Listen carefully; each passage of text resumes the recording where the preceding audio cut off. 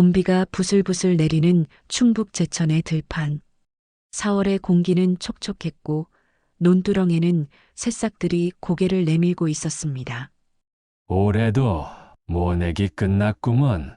79세 한병수 노인이 혼잣말을 중얼거리며 논두렁을 걸었어요. 그의 손에는 낡은 괭이가 들려 있었고 등은 평생 농사일로 굽어 있었습니다. 하지만 그의 얼굴에는 만족스러운 미소가 번졌죠. 여보, 올해 농사는 잘 될 것 같소.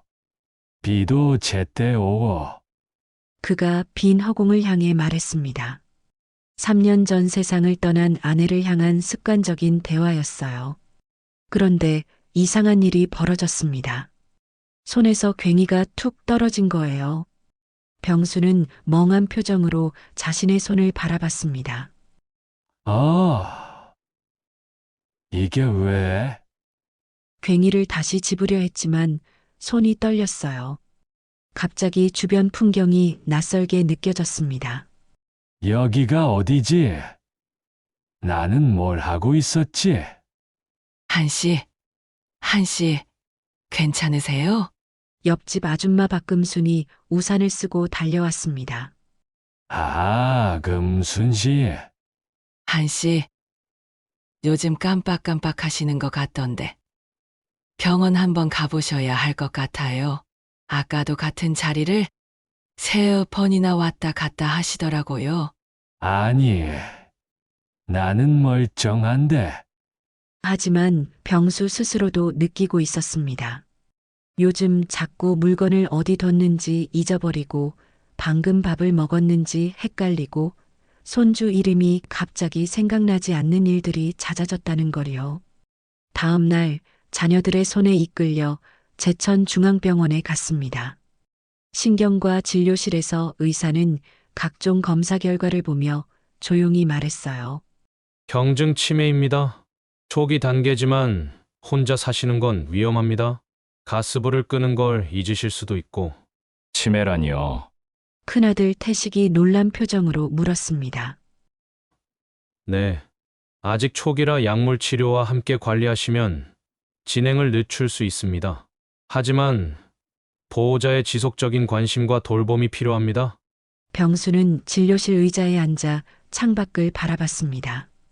봄볕이 따스하게 내리쬐고 있었어요. 하지만 그의 마음은 차가웠습니다. 내가 이제 짐이 되는 건가?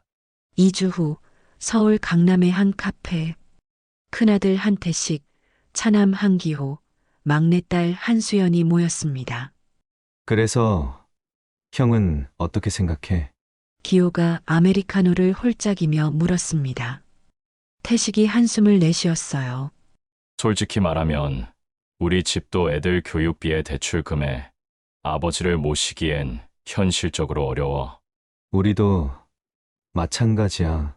사무실 운영하는 것도 빠듯한데 치매 환자를 24시간 봐야 한다는 게 쉬운 일이 아니잖아. 수연이 조심스럽게 말을 꺼냈습니다. 그럼 요양원은 어때요? 요양원. 요즘 요양원도 시설 좋은 데 많잖아. 전문 간호사들도 있고 병원도 가까운데 말이야. 우리가 번갈아 가며 보는 것보다 오히려 아버지한테도 나을 수 있어. 태식이 고개를 끄덕였습니다. 그것도 방법이긴 하지. 제천에 괜찮은 요양원 있나 알아봐야겠네. 비용은 얼마나 들어? 한 달에 120만 원 정도? 셋이서 나누면 한 사람당 40만 원 정도? 그 정도면 할만하네. 세 남매는 금방 합의를 봤습니다. 누가 아버지를 모실 것인가에 대한 논쟁은 없었어요. 오히려 어떻게 하면 부담을 최소화할 것인가만 고민했죠. 그럼 이번 주말에 아버지한테 말씀드리자. 근데 어떻게 말하지? 요양원 간다고 하면 서운해 하실 텐데. 수연이 걱정스럽게 말했습니다. 아니, 좋은 곳이라고, 전문가들이 계시는 곳이라고 말씀드리면 돼. 우리가 아버지 건강 걱정해서 그런다고 하면 이해하실 거야. 태식의 말에 기호가 맞장구 쳤어요. 맞아. 효심으로 하는 거라고 생각하시게 해야지. 실제로 그런 거잖아. 우리가 제대로 못 모시느니 전문가한테 맡기는 게 낫지. 그들은 효심이라는 포장지로 자신들의 선택을 합리화했습니다. 주말 제천의 시골집. 병수는 마당에서 고추 모종을 심고 있었어요. 아버지, 왔어. 밥은 먹고 왔어. 네, 아버지. 저희 오늘 드릴 말씀이 있어서요. 세 자녀가 거실에 모여 앉았습니다. 병수는 흙이 묻은 손을 씻고 들어왔어요. 무슨 일이야? 태식이 조심스럽게 말문을 열었습니다. 아버지, 병원에서 뭐라고 했잖아요. 혼자 계시면 위험하다고. 저희가 계속 걱정이 돼서 좋은 곳을 알아봤어요. 좋은 곳. 요양원이에요. 제천에 있는 하늘요양원이라고. 시설도 좋고 간호사 선생님들도 친절하시대요. 거기 가시면 아버지 건강도 체계적으로 관리받으실 수 있고. 요양원. 병수의 목소리가 떨렸습니다. 아버지, 오해하지 마세요. 저희가 아버지를 짐으로 생각해서가 아니라 정말 아버지 건강이 걱정돼서 그래요. 저희는 낮에 일하느라 제대로 모실 수가 없잖아요. 나는 이 집에서 살고 싶은데. 수연이 아버지의 손을 잡았습니다. 아버지, 거긴 혼자 계시는 게 아니라 친구분들도 많고 프로그램도 있고 해요. 외롭지 않으실 거예요. 저희도 자주 갈게요. 자주 온다고? 네, 아버지. 자주 뵈러 올게요. 병수는 자식들의 눈을 바라봤습니다. 그 눈에서 그는 읽었어요. 겉으로는 걱정과 효심을 말하지만 속으로는 안도하고 있다는 거리요. 자신이 해결된 문제가 되었다는 거리요. 그래, 알았다. 아버지, 이해해 주셔서 감사해요. 너희들도 바쁠 텐데 나까지 신경 쓰게 하면 안 되지. 병수는 쓸쓸하게 웃었습니다. 자식들은 그 웃음 뒤에 숨은 슬픔을 보지 못했어요. 그날 밤 병수는 오랫동안 마루에 앉아 있었습니다. 아내와 함께 가꿨던 장독대, 자식들이 뛰어놀던 마당, 평생을 함께한 이 집을 떠나야 한다는 사실이 실감 나지 않았어요. 여보, 나도 이제 늙었나 봐. 자식들한테 짐이 되는구먼. 빈 방을 향해 중얼거린 그의 목소리는 쓸쓸했습니다. 5월의 어느 화창한 날, 병수는 작은 여행 가방 하나를 들고 요양원에 도착했습니다. 건물은 생각보다 깔끔했어요. 3층 건물에 정원도 있었고 입구에는 제천 하늘요양원이라는 간판이 붙어 있었습니다. 어르신, 환영합니다. 저는 이 요양원 원장 김영희입니다. 50대로 보이는 원장이 따뜻하게 맞아주었어요. 이쪽으로 오세요. 어르신 방은 2층 203호입니다. 병수는 원장을 따라 2층으로 올라갔습니다. 복도에는 다른 노인들이 보행기를 짚고 천천히 걷고 있었어요.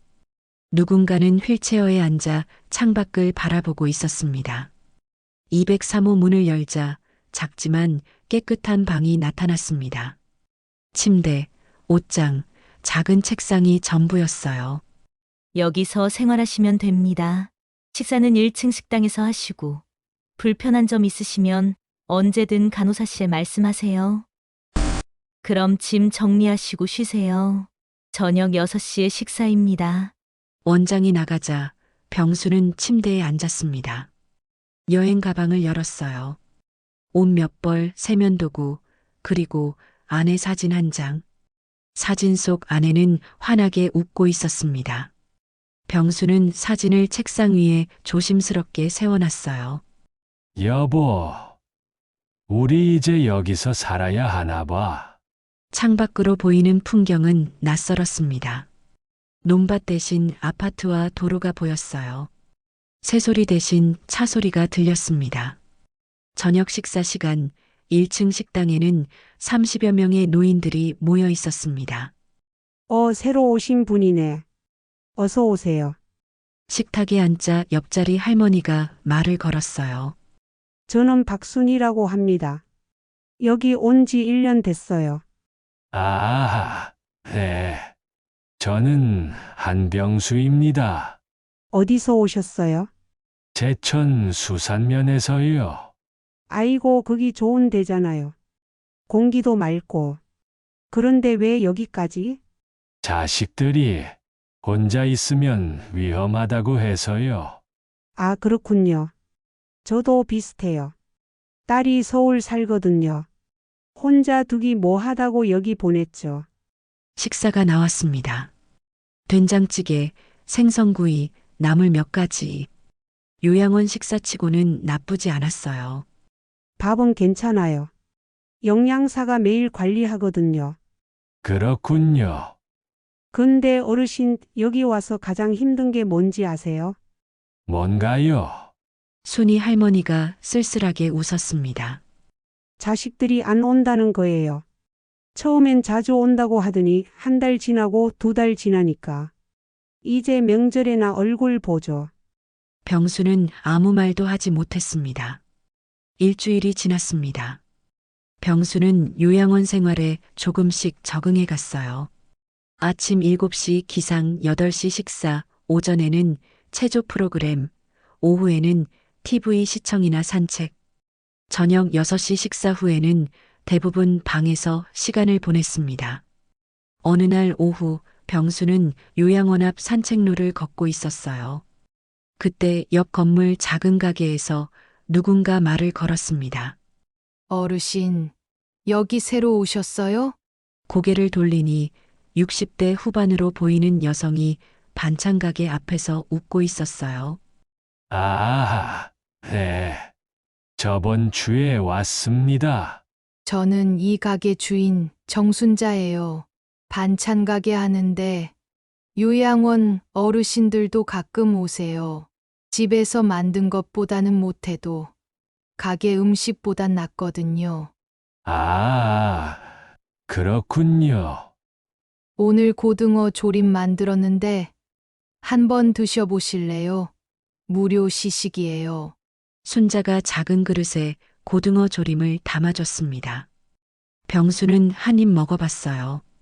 오, 맛있네요. 우리 집사람이 해주던 맛이랑 비슷합니다. 그래요? 다행이네요. 어르신, 자주 오세요. 심심할 때 여기 와서 차라도 한잔 하시고 가세요. 괜찮습니까? 물론이죠. 혼자 장사하다 보면 저도 심심하거든요. 그날 이후 병수는 자주 순자의 반찬 가게에 들렀습니다. 순자는 그를 마치 가족처럼 대했어요. 차를 끓여주고 이야기를 들어주고 가끔은 직접 만든 반찬을 싸주기도 했습니다. 순자 씨, 고맙습니다. 덕분에 여기 생활이 좀 나아지는 것 같아요. 뭐려. 어르신, 저도 어르신 이야기 듣는 게 좋아요. 농사일 얘기, 옛날 얘기, 제 아버지 생각도 나고 그래요. 자식들은요? 아들 하나 있는데 미국에 있어요. 1년에 한 번 올까 말까 하죠. 뭐 바쁘니까 이해해요. 순자도 혼자였습니다. 그래서인지 두 사람은 금방 가까워졌어요. 외로움은 외로움을 알아보는 법이니까요. 봄이 지나고 여름이 왔습니다. 장마가 시작되고 매미 소리가 시끄럽게 울어댔어요. 병수가 요양원에 온 지 3개월이 지났습니다. 큰아들 태식이 한번 찾아왔습니다. 아버지, 잘 지내세요? 왔니? 잘 있다. 식사는 잘 드시고요? 불편한 거 없으세요? 괜찮다. 그럼 다행이네요. 저 다음 주에 출장 가야 해서 1달 정도 못 올 것 같아요. 그래. 일 잘하고 와. 네, 아버지. 그럼 저 이만. 태식은 30분도 채 있지 않고 돌아갔습니다. 병수는 그의 뒷모습을 바라봤어요. 점점 작아지는 아들의 모습이 마치 자신과의 거리처럼 느껴졌습니다. 차남 기호는 전화로만 안부를 물었어요. 아버지, 저 기호예요. 잘 계시죠? 응. 잘 있다. 사무실 일이 바빠서 못 가뵙네요. 곧 갈게요. 그래. 바쁘면 바쁜 대로 살아라. 네, 아버지. 그럼 끊을게요. 전화는 5분도 채 되지 않았습니다. 막내딸 수연은 한 달에 한 번 정도 왔어요. 하지만 그마저도 점점 뜸해졌습니다. 아버지, 미안해요. 학원, 일이 바빠서. 괜찮다. 너도 바쁠 텐데. 다음엔 더 자주 올게요. 하지만 다음은 쉽게 오지 않았습니다. 가을이 왔습니다. 병수가 요양원에 온 지 6개월이 지났어요. 10월 15일, 병수의 79번째 생일이었습니다. 병수는 며칠 전부터 방 달력에 빨간 동그라미를 쳐놨어요. 혹시나 자식들이 기억하고 올까 싶어서였습니다. 생일 당일, 병수는 아침 일찍 일어나 옷을 갈아입었습니다. 면도도 깔끔하게 하고 머리도 빗었어요. 식사 후 1층 로비에 앉아서 현관문을 바라봤습니다. 어르신, 오늘 무슨 날이에요? 옷도 단정하게 입으시고. 간호사가 물었습니다. 오늘이 내 생일이거든요. 아, 생일이시구나. 축하드려요. 자제분들 오세요? 응. 아마 올 거야. 병수는 하루 종일 로비에 앉아 있었습니다. 문이 열릴 때마다 고개를 들었어요. 하지만 들어오는 사람은 다른 요양원 입소자들의 가족이거나 직원들 뿐이었습니다. 점심을 먹고 다시 로비로 나왔습니다. 오후 3시, 4시, 5시. 시간이 흘러갔어요. 저녁 식사 시간이 되었습니다. 간호사가 말했어요. 어르신, 식사하러 가셔야죠. 조금만 더. 이따 갈게요. 어르신, 혹시 자제분들한테 전화해 보셨어요? 아니, 바쁠 텐디 괜찮아요. 사실 병수는 전화하고 싶었어요. 하지만 전화해서 오늘 내 생일인데 왜 안 와? 라고 말하는 게 자식들에게 부담이 될까봐 참았습니다. 저녁 7시 병수는 방으로 돌아갔습니다. 침대에 앉아서 휴대폰을 꺼냈어요. 문자 메시지함을 열었습니다. 빈 화면, 전화 기록도 없었습니다. 똑똑, 문 두드리는 소리가 들렸습니다. 어르신, 저예요. 순자. 문을 열자 순자가 작은 상자를 들고 서 있었어요. 어르신, 오늘 생신이시라며요. 간호사한테 들었어요. 아, 네. 이거 별거 아닌데 제가 좋아하는 초코파이예요. 생일 축하드려요. 순자가 상자를 건넸습니다. 병수의 눈에 눈물이 맺혔어요. 순자 씨. 어르신, 자식들 연락 없었어요? 병수는 고개를 끄덕였습니다. 바쁜가 봐요. 요즘 다들 바쁘잖아요. 어르신, 우시면 안 돼요. 오늘 생신인데. 아니, 안 울어요. 그냥 고마워서 그래요. 순자 씨가 이렇게 챙겨주니. 에이, 뭐요. 저도 어르신 덕분에 덜 외로운걸요. 그날 밤 병수는 초코파이 하나를 먹으며 창밖을 바라봤습니다. 달이 밝았어요. 고향집 마당에서 보던 그 달과 같은 달이었습니다. 여보, 우리 자식들 나를 잊은 것 같소. 아니, 어쩌면 나는 이미 그들의 삶에서 없는 사람인지도 모르겠어. 겨울이 왔습니다. 요양원 창밖으로 첫눈이 내렸어요. 병수가 요양원에 온 지 9개월째였습니다. 설날이 다가왔습니다. 명절이라도 자식들이 올 거라고 생각했어요. 하지만 설날 아침 태식에게서 전화가 왔습니다. 아버지, 설 잘 보내세요. 저희는 처가에 가야 해서 못 갈 것 같아요. 그래, 그래라. 기호도 문자만 보냈어요. 아버지, 새해 복 많이 받으세요. 출장 중이라 못 가뵙네요. 수연은 전화조차 없었습니다. 병수는 요양원 식당에서 다른 노인들과 함께 떡국을 먹었어요. 식당에는 명절인데도 가족이 찾아오지 않은 노인들이 대부분이었습니다.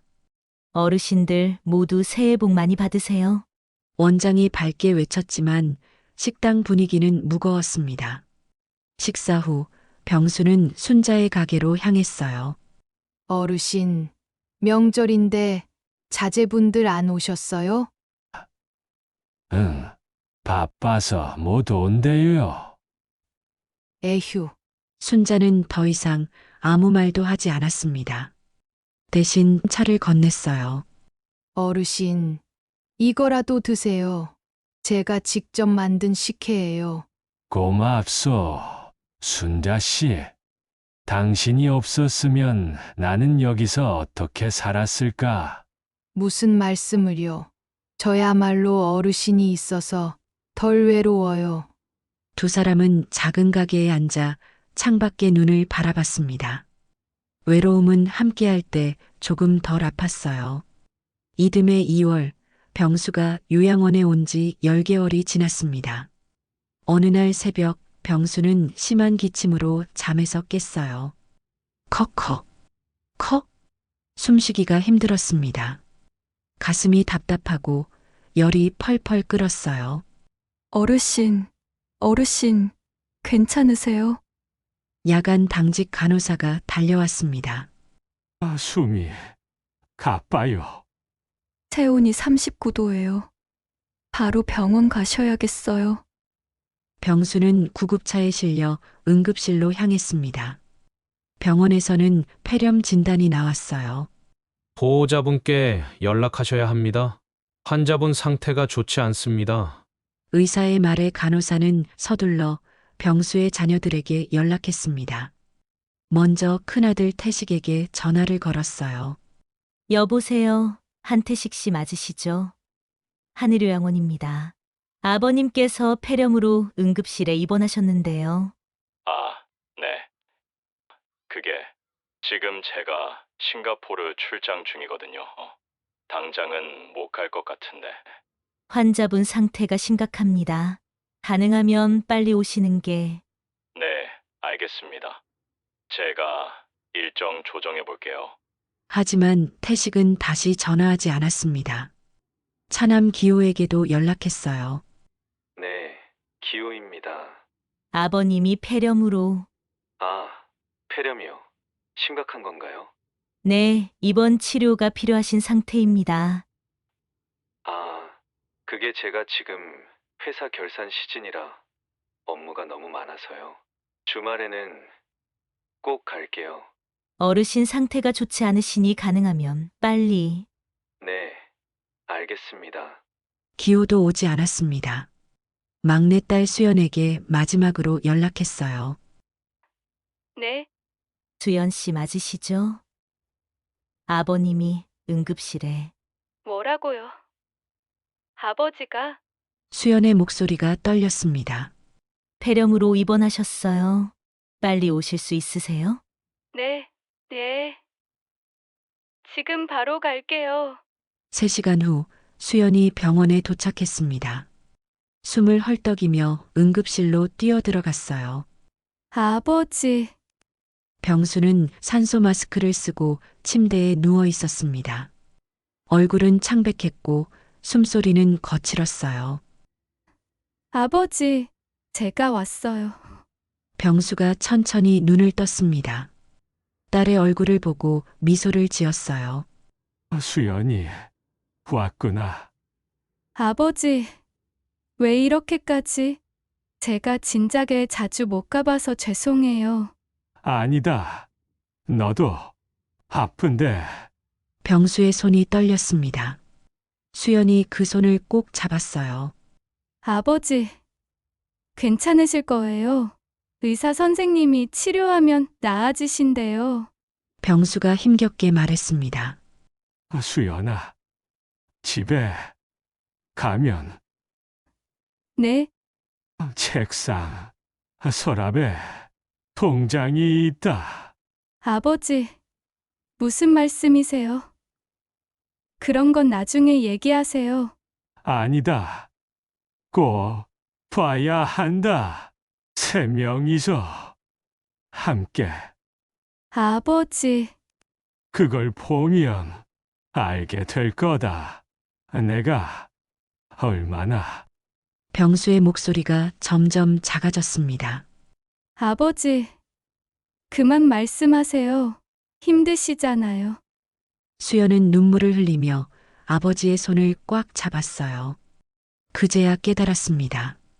자신이 얼마나 오랫동안 아버지를 외면했는지, 얼마나 이기적이었는지. 아버지, 미안해요. 제가 잘못했어요. 이제부터라도 자주 올게요. 매주 올게요. 병수는 딸의 머리를 쓰다듬었습니다. 괜찮다. 내 딸, 효녀다. 아버지, 그날 밤 수연은 병실에서 아버지 곁을 지켰습니다. 태식과 기호에게도 다시 전화했어요. 오빠, 지금 당장 와야 해. 아버지 상태가 정말 안 좋아. 알았어. 비행기표 끊어볼게. 기호 오빠, 오빠도 와. 제발. 수연아, 알았어. 내일 아침에 갈게. 하지만 이미 늦었습니다. 그날 새벽, 한병수는 숨을 거뒀습니다. 수연이 아버지의 손을 잡고 있었어요. 마지막 순간까지 병수는 딸의 손을 놓지 않았습니다. 아버지, 아버지. 병실의 심전도 소리가 길게 울렸습니다. 간호사들이 달려왔고 의사가 사망 확인을 했어요. 보호자분 조의를 표합니다. 2월 20일 오전 4시 32분 환자분께서 운명하셨습니다. 수연은 아버지의 손을 잡은 채 울음을 터뜨렸습니다. 아버지, 제가 잘못했어요. 진작 자주 올걸. 아버지, 그때 병실 문이 열리고 태식과 기호가 들어왔어요. 아버지, 하지만 병수는 이미 차가워진 뒤였습니다. 오빠 늦었어. 아버지는 우릴 기다리다가. 세 남매는 아버지의 시신 앞에서 한참을 울었습니다. 하지만 그 눈물이 진심인지 아니면 뒤늦은 후회인지는 그들 스스로도 알 수 없었어요. 장례식은 병원 장례식장에서 치러졌습니다. 3일장으로 치렀지만 조문객은 많지 않았어요. 요양원 원장과 직원 몇 명, 순자, 그리고 동네 지인 몇 명이 전부였습니다. 순자는 영정 앞에서 한참을 울었어요. 어르신, 이렇게 가시면 어떡해요? 저한테는 친구 같은 분이셨는데. 어르신, 수연이 순자를 부축했습니다. 제가 죄송해요. 저희가 아버지들 제대로 못 모셨어요. 어르신이 계셔서 아버지가 덜 외로우셨대요. 정말 감사합니다. 아니에요. 제가 아무것도 못 해드렸는데. 순자는 끝까지 눈물을 멈추지 못했습니다. 장례 3일째 되는 날 출간을 앞두고 세 남매는 따로 모였습니다. 장례식장 상담실에서였어요. 태식이 먼저 말을 꺼냈습니다. 장례 비용은 셋이서 나눠 내는 거로 하자. 응, 그래야지. 그리고 아버지 집 정리는 어떻게 할까? 기호가 말했어요. 팔아야지. 시골집이라 얼마 안 되겠지만 그래도 조금은 나올 거야. 근데 아버지가 유언 같은 거 남기신 거 없나? 수연이 말했습니다. 아버지가 병원에서 말씀하셨어요. 집 책상 서랍에 통장이 있다고 꼭 보라고. 통장. 응. 3명이서 함께 보라고 하셨어. 태식이 고개를 끄덕였습니다. 그럼 장례 끝나고 집에 가보자. 세 남매의 마음 한편에는 기대가 있었어요. 혹시 아버지가 돈을 좀 모아두신 건 아닐까 하는 기대였습니다. 장례를 마치고 세 남매는 제천 시골집으로 향했습니다. 차 안은 조용했어요. 각자 생각에 잠겨 있었습니다. 집에 도착했습니다. 오랜만에 보는 집은 황량했어요. 마당에는 잡초가 자라 있었고 장독대는 먼지로 뒤덮여 있었습니다. 들어가자. 현관문을 열었습니다. 오래된 집 냄새가 났어요. 거실로 들어가니 책상이 보였습니다. 저 서랍이겠지. 태식이 서랍을 열었습니다. 그 순간 세 사람은 숨이 멎었어요. 서랍 안에는 통장이 가득했습니다. 1개, 2개, 3개, 8개의 통장이 차곡차곡 쌓여 있었어요. 그리고 그 위에는 각 통장의 잔액을 적어 놓은 메모지가 있었습니다. 이게 뭐야? 기호가 떨리는 손으로 통장을 하나씩 꺼냈습니다. 농협 통장 8억 3천만 원, 우체국 통장 7억 5천만 원, 신한은행 통장 6억 2천만 원, 국민은행 통장 5억 8천만 원, 하나은행 통장 7억 원, 기업은행 통장 6억 5천만 원, 새마을금고 통장 5억 원, 농협 정기예금 7억 원. 이게 총 얼마야? 수연이 떨리는 목소리로 물었습니다. 태식이 계산기를 두드렸어요. 53억 3천만 원. 뭐? 세 사람은 믿을 수 없다는 표정으로 서로를 바라봤습니다. 아버지가 이렇게 많은 돈을 가지고 계셨어? 농사만 지으셨는데 어떻게 이런 돈을. 기호가 통장 내역을 확인했습니다. 형, 이거 봐. 2000년대 초반부터 꾸준히 적금을 들고 땅을 사고 팔고 복리로 불린 거야. 아버지가 평생 모으신 돈이야. 53억이라니. 태식의 눈빛이 변했습니다. 그리고 기호와 수연의 눈빛도 마찬가지였어요. 그럼 이 돈 우리 거잖아. 유언장이 없으면 법정 상속이니까 셋이서 나눠 가지는 거지. 한 사람당 17억 넘게. 세 사람은 갑자기 흥분하기 시작했습니다. 슬픔은 어느새 사라지고 눈앞에는 돈만 보였어요. 야, 이 돈으로 내 사업 확장할 수 있어. 나는 빚부터 갚아야지. 그리고 애들 유학도 보낼 수 있고. 나도 학원 하나 더 차릴 수 있겠다. 그때 태식이 서랍 깊숙한 곳에서 뭔가를 발견했습니다. 잠깐, 이게 뭐지? 하얀 봉투였어요. 봉투 겉면에는 이렇게 적혀 있었습니다. 사랑하는 나의 자식들에게. 태식이 떨리는 손으로 봉투를 열었습니다. 안에는 2장의 종이가 들어 있었어요. 하나는 편지, 하나는 공증된 유언장이었습니다.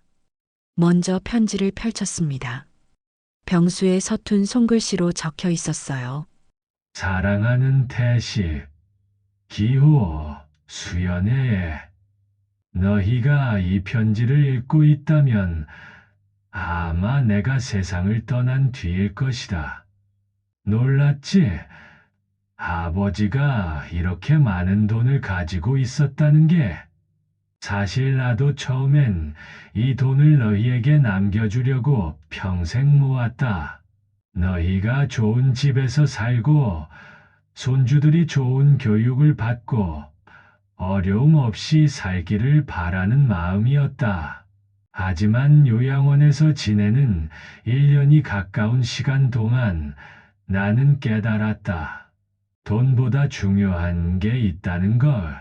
그건 바로 사랑이었다. 너희는 나를 요양원에 보낼 때 전문가가 더 낫다고 했지. 아버지 편히 계시라고 했지. 하지만 그건 핑계였다. 너희는 그저 나라는 짐을 벗고 싶었던 거야. 10개월 동안 생일도 명절도 혼자 보냈다. 너희가 올까봐 하루 종일 문만 바라봤다. 하지만 너희는 오지 않았다. 전화 한 통이면 되는 일이었다. 한 달에 한 번만 얼굴을 보여줬어도 됐다. 하지만 너희에겐 그것조차 부담이었구나. 나를 유일하게 챙겨준 건 반찬 가게 순자 씨였다. 피 한 방울 안 섞인 남이 가족보다 더 가족 같았다. 그래서 결심했다. 이 돈은 너희 몫이 아니라고.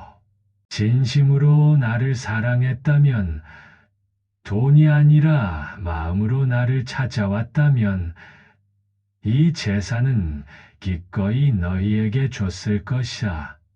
하지만 너희는 그러지 않았다. 나는 이 돈을 나처럼 외로운 노인들과 부모 없이 자라는 아이들을 위해 쓰기로 했다. 요양원과 복지재단에 기부한다. 너희가 섭섭해할지도 모르겠다. 미워할지도 모른다. 하지만 이것이 내 마지막 선택이다. 사랑은 돈으로 살 수 없다. 하지만 너희는 돈이 있어도 사랑을 주지 않았다. 부디 이 편지를 읽고 너희 자식들에게만큼은 다르게 대해주기를 바란다. 그래도 너희는 내 자식이다. 사랑한다. 아버지가. 편지를 읽는 동안 세 남매는 말을 잃었습니다. 수연이 먼저 울음을 터뜨렸어요. 아버지, 태식의 손이 떨렸습니다. 기호는 벽에 기대 주저앉았어요. 이건 말도 안 돼. 태식이 두 번째 종이를 펼쳤습니다. 공증된 유언장이었어요. 유언장. 본인 한병수 생년월일 1946년 3월 5일은 정신이 온전한 상태에서 다음과 같이 유언합니다. 1. 본인 명의의 모든 금융자산 총 53억 3천만 원은 다음과 같이 분배한다. 제천 하늘요양원 20억 원 요양원 시설 개선 및 운영비, 사회복지 공동모금회 20억 원 소외계층 노인 및 아동복지, 정순자 반찬가게 사장 3억 원 감사의 뜻, 요양원 직원 1동 2억 원 위로금, 장례비 및 기타 비용 8억 3천만 원. 2. 본인의 자녀들한테씩 한기호, 한수연에게는 어떠한 금융자산도 상속하지 않는다. 3. 시골집과 토지는 매각 후 위 재단에 추가 기부한다. 본 유언장은 법적 효력을 가지며 공증인의 확인을 받았습니다. 유언 작성일 2024년 12월 15일. 공증인 김현주 제천공증사무소. 유언장을 본 순간 태식이 소리쳤습니다. 이건 무효야. 정신이 온전하지 않은 상태에서 쓴 거라고. 형, 아버지 치매 진단은 경증이었어. 법적으로 유언 능력이 있었다고. 그럼 변호사 선임해서 소송해. 이건 말이 안 돼. 기호가 냉정하게 말했습니다. 형, 공증까지 받은 유언장이야. 법적으로 완벽해. 우리가 이길 수 없어. 그럼 어떡하라고? 53억이야. 53억. 수연이 바닥에 주저앉으며 울었습니다. 오빠들, 돈 문제가 아니잖아. 아버지가 우릴 얼마나 원망하셨을까. 지금 그런 소리 할 때야? 53억이 날아갔다고. 형, 세 남매는 서로 싸우기 시작했어요. 하지만 그 싸움의 끝에는 결국 침묵만이 남았습니다. 태식이 힘없이 말했어요. 우리가 정말 잘못한 거구나. 형, 아버지가 이렇게까지 우릴 미워하셨을 줄은. 기호가 고개를 떨구었습니다. 미워하신 게 아니라 실망하신 거야. 우리한테. 수연은 편지를 다시 읽었어요. 눈물로 글씨가 번졌습니다. 그래도 너희는 내 자식이다. 사랑한다. 아버지는 마지막까지도 우릴 사랑하셨어. 세 사람은 서로 얼굴을 마주 볼 수 없었습니다. 53억이라는 돈보다 더 큰 것을 잃어버렸다는 걸 그제야 깨달았어요. 3일 후, 세 남매는 제천 하늘요양원을 찾았습니다. 유언 집행을 확인하기 위해서였어요. 원장실에서 김영희 원장이 그들을 맞았습니다. 어서 오세요. 앉으세요. 원장님, 아버지가 정말 이 유언장을 직접 쓰신 건가요? 태식이 물었습니다. 네. 작년 12월에 직접 오셔서 작성하셨어요. 저도 입회했습니다. 아버지가 왜 이런 결정을 하신 걸까요? 원장이 창밖을 바라봤습니다. 눈이 내리고 있었어요. 어르신께서는 마지막까지 여러분을 기다리셨어요. 생일날에도 명절에도 매일 아침마다 현관 쪽을 바라보셨죠. 오늘은 우리 자식들이 올까 하시면서요.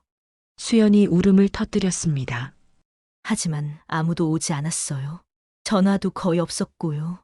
어르신은 그럴 때마다 바쁜가 보다 괜찮다고 하셨지만 눈빛은 슬프셨어요.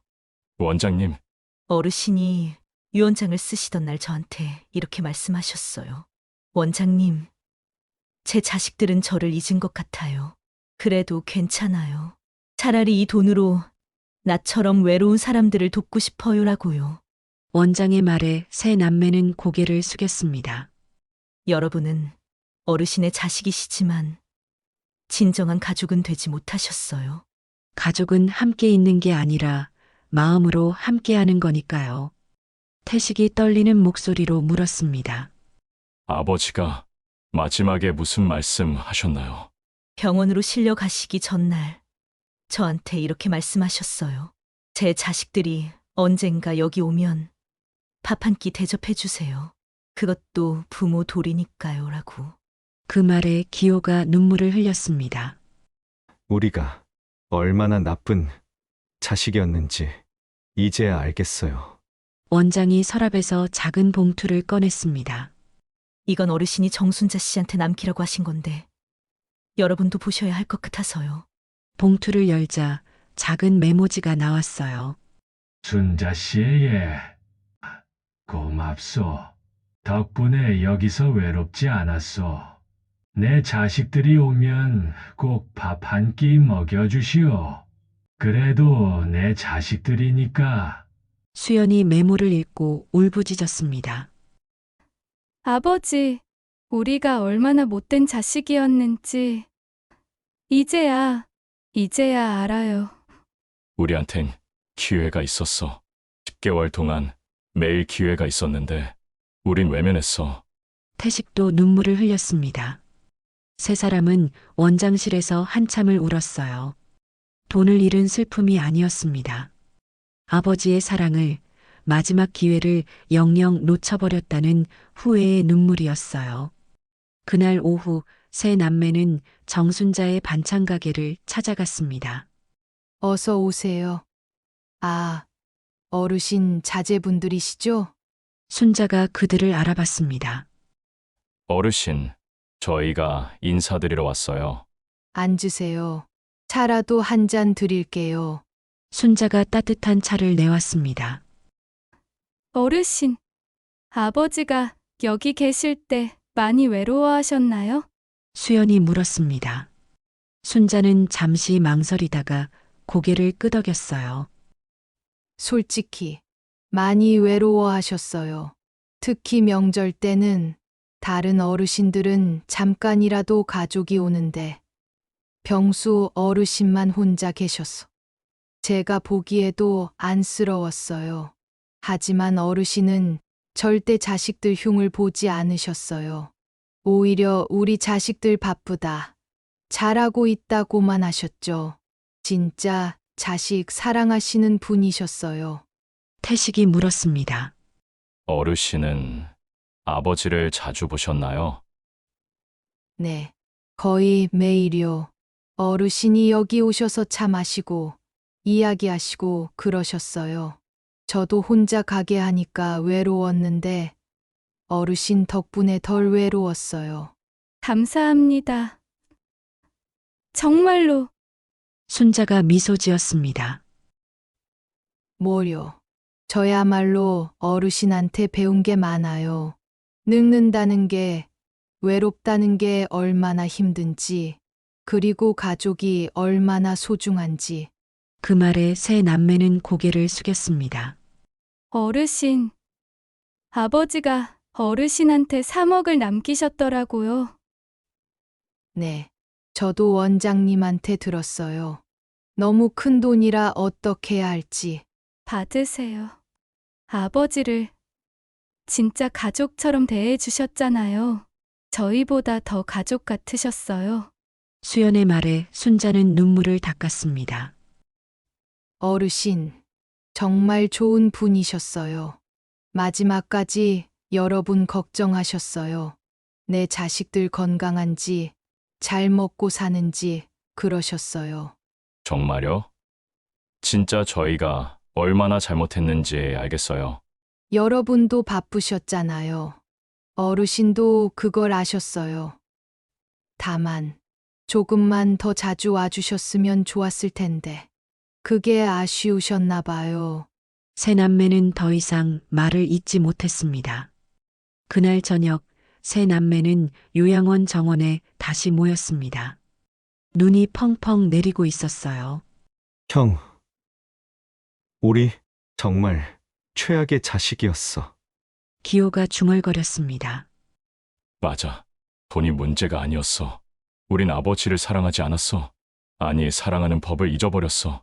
태식이 하늘을 올려다봤습니다. 아버지, 미안해요. 정말 미안해요. 수연이 눈물을 흘리며 말했습니다. 우리 이제라도 바뀔 수 있을까? 바뀌어야지. 우리 자식들한테만큼은 이런 후회 안 하게 해줘야지. 세 사람은 눈 내리는 정원에서 처음으로 함께 무릎을 꿇었습니다. 하늘을 향해 그리고 아버지를 향해 진심으로 참회했어요. 아버지, 사랑해요. 이제야 알았어요. 돈보다, 성공보다, 바쁜 일상보다 아버지가 더 소중했다는 걸.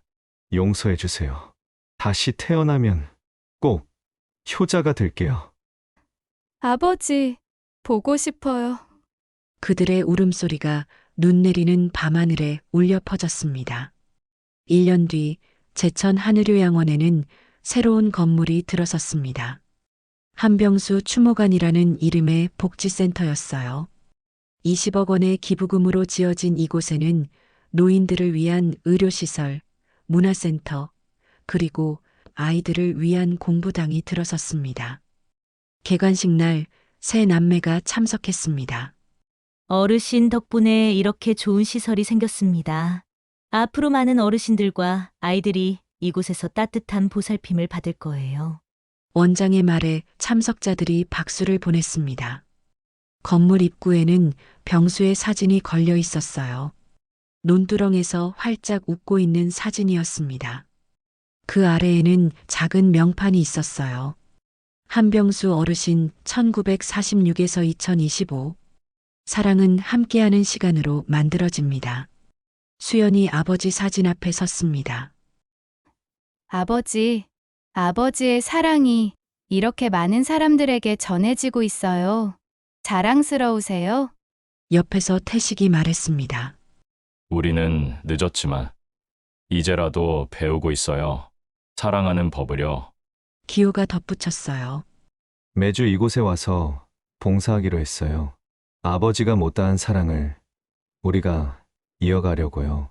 세 남매는 그날 이후 정말로 매주 요양원을 찾았습니다. 노인들과 이야기하고 식사를 돕고 산책을 함께 했어요. 그들은 그곳에서 아버지의 외로움을 조금이나마 이해하게 되었습니다. 추모관 뒤편에는 작은 텃밭이 있었습니다. 한병수 추모 복지 텃밭이라는 팻말이 세워져 있었어요. 요양원 노인들과 지역 아이들이 함께 농사를 짓는 곳이었습니다. 할아버지, 이 배추는 언제 수확해요? 한 아이가 물었습니다. 11월쯤 되면 먹을 수 있단다. 와, 신난다. 노인들과 아이들이 함께 웃었습니다. 병수가 평생 사랑했던 그 흙, 그 땅에서 새로운 생명이 자라고 있었어요. 수연은 그 모습을 멀리서 바라봤습니다.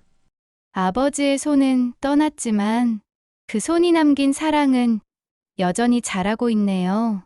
태식이 동생의 어깨에 손을 얹었습니다. 우리도 잘하고 있어. 아버지 덕분에. 늦었지만 그래도 배우고 있어. 기호가 말했습니다. 세 사람은 텃밭을 바라보며 서 있었어요. 봄바람이 불어왔습니다.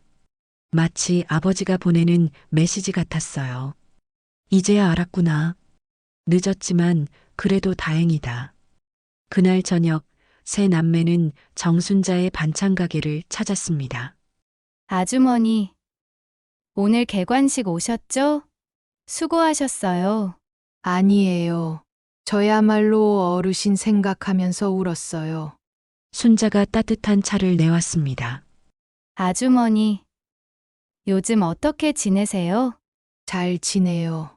어르신이 남겨주신 돈으로 가게도 확장하고 무료 급식도 시작했어요. 혼자 사시는 어르신들한테 반찬 나눠드리는 거요. 그거 좋은 일이네요. 어르신이라면 기뻐하셨을 것 같아서요. 수연이 미소 지었습니다. 아주머니가 아버지의 마음을 이어가고 계시네요. 에이, 뭐요? 어르신한테 배운 대로 하는 거죠. 네 사람은 작은 가게에 앉아 차를 마셨습니다. 창밖으로는 따뜻한 봄볕이 쏟아지고 있었어요. 그날 밤 수연은 집에 돌아와 일기를 썼습니다. 2026년 5월 15일, 오늘 아버지 추모관 개관식에 다녀왔다. 1년 전, 우리는 53억을 잃었다고 생각했다. 하지만 사실 우리가 잃은 건 돈이 아니었다. 아버지와 함께 할 수 있었던 시간, 그 마지막 순간들이었다. 아버지는 우리에게 마지막 선물을 남기셨다. 그건 돈이 아니라 깨달음이었다. 사랑은 바쁘다는 핑계로 미룰 수 없고, 효도는 나중에라는 말로 대신할 수 없고, 가족은 함께 있는 게 아니라 마음으로 함께하는 거라는 것. 아버지, 이제야 알았어요. 그리고 평생 잊지 않을게요. 보고 싶어요. 아버지. 수연은 일기장을 덮고 책상 위 아버지 사진을 바라봤습니다. 사진 속 아버지는 여전히 환하게 웃고 있었어요. 아버지, 사랑해요. 그녀의 속삭임은 조용한 밤 공기 속으로 스며들었습니다. 이 이야기는 끝났지만 그 메시지는 지금도 이어지고 있습니다. 지금 이 순간에도 어딘가에는 자식을 기다리는 부모님이 계십니다. 요양원에서, 시골집에서, 혹은 혼자 사시는 작은 방에서 핸드폰을 바라보며 조용히 묻습니다. 오늘은 우리 자식이 전화할까? 그 기다림이 얼마나 길고 얼마나 외로운지 우리는 너무 늦게 깨닫습니다. 돈은 다시 벌 수 있지만 시간은 되돌릴 수 없습니다. 나중에라는 말이 영원한 후회가 되기 전에 지금 전화기를 들어보세요. 지금 부모님께 다녀오세요. 한병수 어르신이 남긴 마지막 메시지, 그건 아주 단순했습니다. 사랑은 함께하는 시간으로 만들어진다.